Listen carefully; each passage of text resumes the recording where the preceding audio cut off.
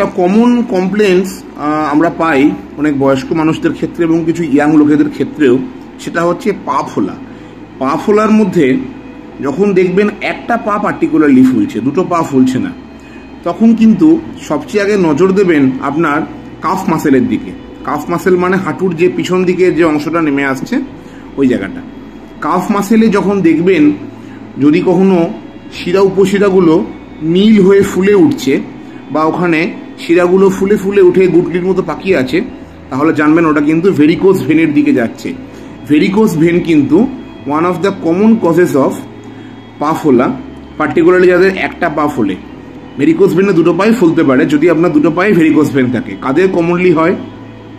যারা long standing দাঁড়িয়ে job করেন বা লং টাইম সিটিং করে আছেন, যেমন ট্রাফিক পুলিশ, টিচার, এটা ছাড়া লং স্ট্যান্ডিং যারা মাইন্সে কাজ করছেন, যারা প্ল্যান্টে লং স্ট্যান্ডিং দাঁড়িয়ে আছেন ইত্যাদি।